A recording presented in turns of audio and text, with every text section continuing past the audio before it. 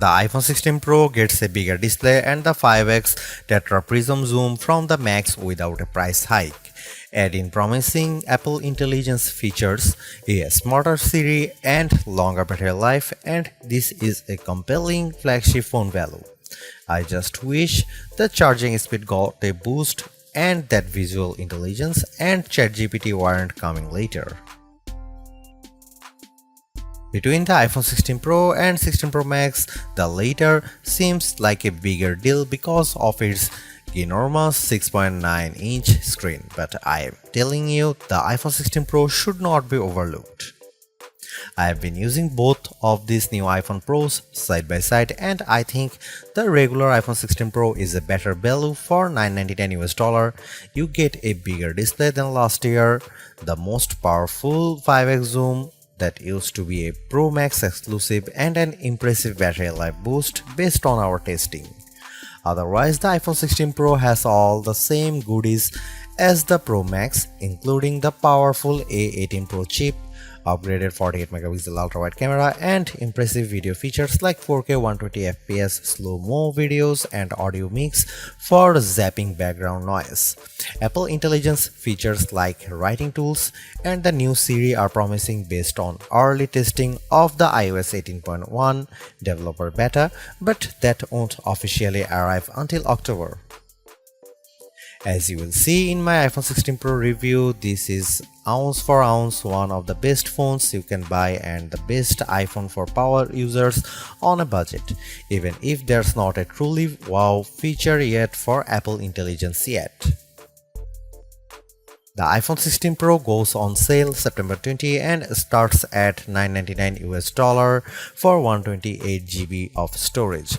It's worth noting that the iPhone 16 Pro Max features 256GB of capacity in its base model. The good news is that you can get 256GB of storage for $100 less than the iPhone 16 Pro Max, and you get the same max storage option of 1TB for those willing to really splurge. The iPhone 16 Pro is still a compact phone, but there is a trade-off with getting a larger display. It's now more of a mid-size phone now as opposed to a small phone as the size and weight have grown. This handset measures 5.89 by 2.81 by 0.32 inches and weighs 7.03 ounces, compared to 5.77 by 2.78 by 0.32 inches and 6.6 ounces for the iPhone 15 Pro.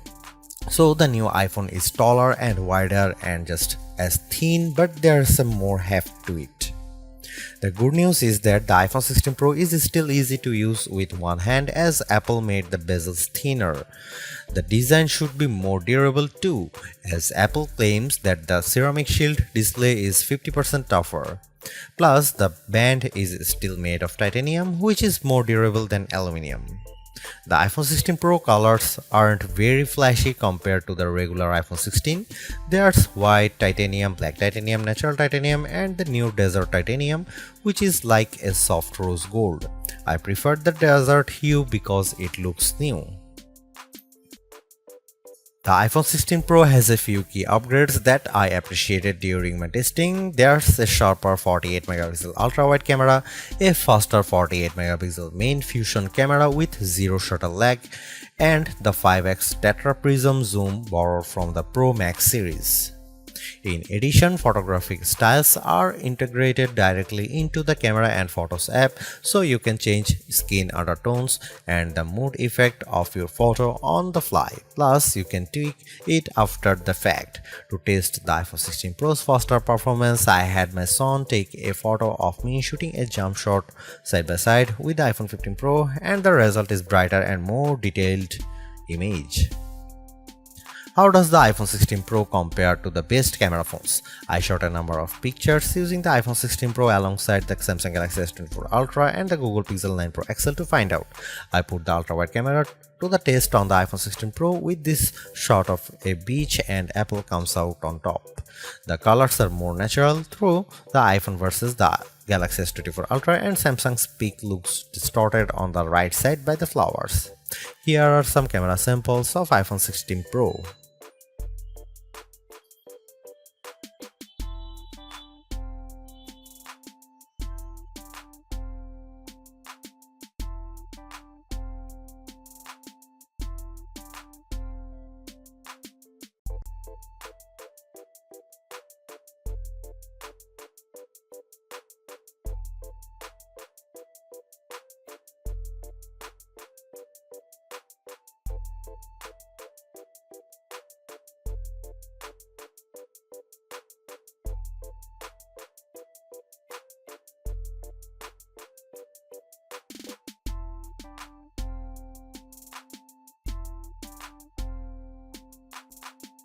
Overall, the iPhone 16 Pro is arguably the best flagship phone under $1,000.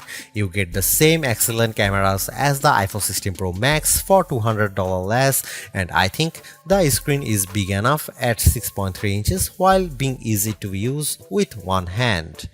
I also like the improved battery life, handy camera control, and compelling audio mix feature for videos.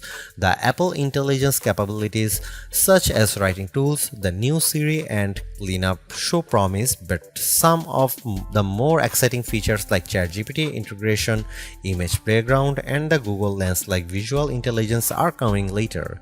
In terms of the competition, I think the Galaxy S24 Plus and Google Pixel 9 Pro have more compelling AI features right now, but I prefer the camera system from the iPhone in many cases and the extra performance from its A18 Pro chip. Should you upgrade to the iPhone 16 Pro? If you have an iPhone 13 Pro or older phone, I'd say yes. And if you have an iPhone 14 Pro, I'd say wait to see how well Apple Intelligence works once it fully rolls out before you buy.